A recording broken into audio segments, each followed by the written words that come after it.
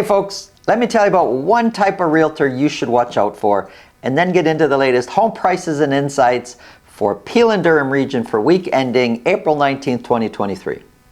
So I recently started working with a client, and this is on the buying side. When they called me saying, can I help them with their home purchase, we were talking about their experience and what they've done in real estate, and they said that they had recently pulled out of a deal that was conditional on home inspection. So naturally I would ask, oh, what happened? Why'd you pull out? And they said, well, we found all sorts of problems when we did the home inspection, big problems that they didn't want to deal with, so they, within their right, pulled out of the deal. I go, oh, okay. And they said that the real problem was why they're not working with that realtor anymore was because while they were looking at the house and discussing an offer, that realtor was telling them all sorts of things about the property, and they were asking questions, natural questions that any buyer would ask about the property. Simple things like how old's the furnace and when was the roof done, and their realtor somehow, some way had all these answers, and he sounded confident in his answers. He knew everything about that house. So while they're telling me this, I'm thinking, how does he possibly have all the answers to all their questions? And that's the way they made it seem, that he had all the answers to every question, but when they did the home inspection, quite opposite, a lot of the things that he had told them about the house just weren't the way the home inspector saw them. And so they pulled out of the deal, but they also pulled out of their relationship with that realtor, not trusting him anymore. And so this leads me to what I was saying earlier. What type of realtor should you watch out for? The type of realtor that somehow, some way knows the answer to everything. And this is a characteristic of people in general. Some people, especially in the sales field, feel they always have to have the answer.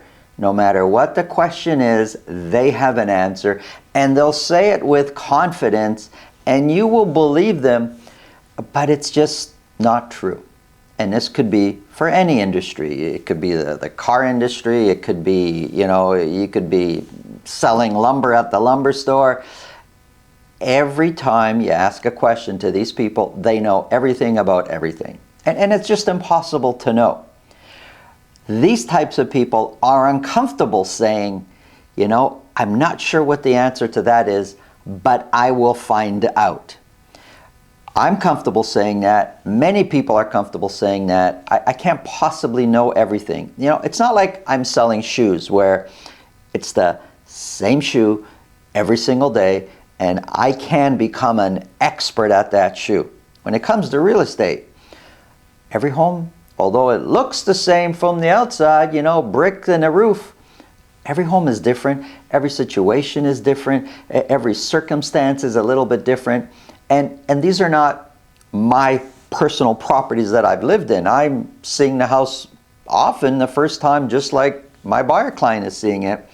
I can't possibly know everything about the house, nor can the listing agent. They've not lived in the house. And although we will try to find out as much information we can, sometimes it's a little bit later. Sometimes we just have to say, you know what, I don't know the answer to that, but I will find out. And then that's exactly what you should be doing as a salesperson. Unfortunately, the person that knows the answer to everything all the time probably doesn't, but they feel that that's how they kind of come across to the people that they're working with. And whether they're lying on purpose or they just are saying something so they have an answer, either way, it can be very misleading and mess their clients around with false information. So watch out for that type of person. And if your realtor's watching this on YouTube right now on my channel, hey, you don't need to have the answer all the time for everything, but you should find the right answer. If you think this video can help somebody pass it along. If you get value, subscribe. Let's get into the numbers.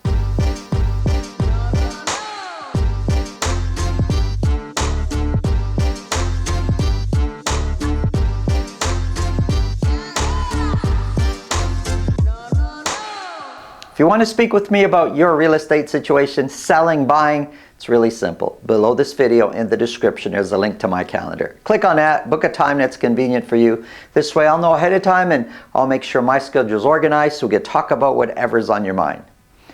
Go Leafs go. Did you see the last 2 games? We pulled a win out of nowhere. Very exciting hockey right now. Is there a relief for panic sellers? Let me tell you what I mean by that. If you're a panic seller, with interest rates going up the way they did, you're probably struggling making your mortgage payments. And if you're a landlord where you have a rental property, there's a good chance you probably weren't cash flow positive before, and with interest rates where they are now, it's even a worse situation for you. So keeping up the monthly payments, either way, whether you're a landlord, whether it's your own property, it's becoming tougher and tougher with these rates, and some people just can't afford to keep their home and they're forced to sell. That hasn't changed. I'll tell you what has changed though. If you were in this situation a few months ago and you were selling, there's a chance that you're probably selling below what you even owe in mortgage. So you were selling at a loss. But with the way prices have gone up just in the last 2 months, there's a chance you might break even or even sell at a small profit. That's what changed. So there could be relief for some panic sellers out there right now with the way the market is going. Let's get into the numbers. Here's a quick summary. We've got Mississauga in blue, prices are up. We got Brampton here in green, average prices are up. And we've got Durham, average prices are up. We're going to start off with Mississauga. This is just for detached properties, broken down by week for a whole year. For week ending April 19th, 69 detached properties were sold. Way up, those sales are way up from the previous week. The last time we did anything remotely close to 69 sales in a week was in June last year. 10 of those properties sold at $2 million or more. When we look back, the last time that happened was in April and May last year. So this 1 week, April 19th, huge difference from what we've been doing for almost a year as far as sales go. Let's look at average sold prices. Well, when you have a week where 10 have sold at $10 million or more versus the previous weeks where it's been 3, 5, and 6 selling at $2 million or more, naturally we expect average sold price to go up. It's sitting now at $1,581,000. It has been going up. We were a year ago 1.7, 1.8. We're now closer to 1.6 compared to last year. 1.581 is 11% lower than where prices were a year ago. A couple months back, January, we were 29 and 30% lower than where we were last year. Now we're 8%, 11%, we're getting closer. So last year at this time, this season, prices were headed down. This year, headed up. They're getting closer and closer together to where we find we're at the same place as last year. But that was a year ago. What's really important is what's happening now. What trend are we on? Average sold price, we said, is 11% lower than last year. Median price for Mississauga detached properties is sitting at $1,451,000, and that's also 11% lower than where the median price was a year ago. Both average price and median price has been flat for a while and now starting to trend upwards for about 4 or 5 weeks now.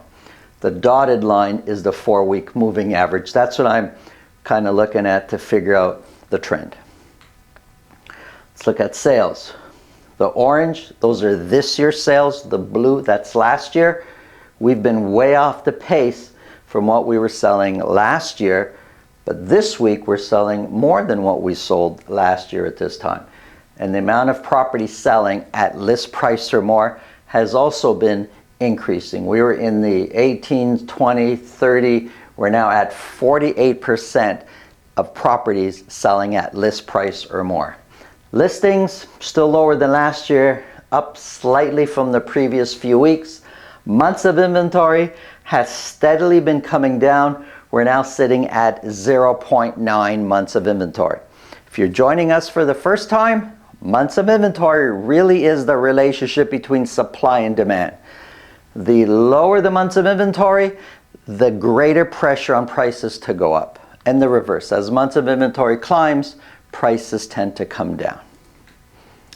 Here's Brampton. 95 detached properties were sold, which keeping in line with the trend of Mississauga and incidentally the trend across the GTA for this week. Sales went up almost across the board everywhere. 95 is much higher than we've had in a long time, and this is a chart for 12 months. 95 is the highest single week that we've had on this chart here. One of those properties was at $2 million or more. Average sold price climbed to $1,263,000. $1,263,000 is 12% lower than where the average price was a year ago. The median price of $1,250,000 is 11% lower than where the median price was a year ago. So year over year price changes, Mississauga, Brampton, very, very similar. Similar trend line also. Prices have been quite flat for a while, and now over the last 4 or 5 weeks have started to trend upwards. Sales, much higher than, well, not much higher, but higher than they were this time last year. Before that, we were lower. This week, we're higher. And 67% of all the properties sold in Brampton sold at list price or more. When I say all, I'm referring only to detached properties. 67% is the highest number we've seen all year. Listings. I put a question mark there because I'm wondering, where are all the listings? If you're a seller in Brampton, you've been on the sidelines thinking, nah, these prices aren't there yet for me. It doesn't make sense that I sell. If you're waiting for prices to go up, we don't know how long this is going to last. But right now, prices are trending upwards. Months of inventory, 0.6, have been steadily coming down, which is the reason prices have been on the increase. Here's Durham. Now for Durham, I'm using Pickering, Ajax, and Whitby as my Durham sample. 59 detached properties were sold, pretty similar, off by 1 from what we did the previous week. And you know, the last 4 weeks or so, we've been in the high 50s, 59, 60 every week in sales. 1 property sold at $2 million or more. Average sold price up from the previous week, sitting at $1,169,000, which is 8% lower than where average price was a year ago. The median price of $1,150,000 is 6% lower than where the median price was a year ago. And for about 2 months now, 8 weeks or so, average price and median price has been trending upwards in Durham region. It's very competitive in Durham. Of the 59 that sold, here's what I mean, very competitive. 75% sold at list price or more. Listings up a bit. We got 93 detached listings, and months of inventory, look, it's up from the previous week. We went from 0.5 to 0.6. That's extremely low though. I mean, it's not like you're going to feel the change if you're selling or buying that months of inventory is up by 0.1. It has been this slow for a while, and that's just a ton of pressure on prices moving upwards. Here's condos. This is for all of Peel region. 56 condos were sold. 1 of those was at $1 million or more. Average sold price has been coming down a couple weeks in a row now, sitting at $634,000.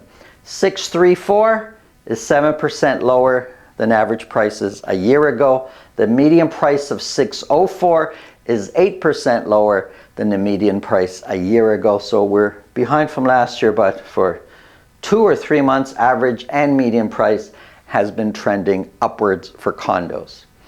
Of the 56 that sold, 27% sold at list price or more. So the condo market, very different than the detached market. In the detached, we're seeing 58%, 75% selling at list price or more. Condos, it's 27%. Lots of opportunities to negotiate, lots of opportunities to take your time, lots of opportunities for financing conditions. Not the same market in the detached space.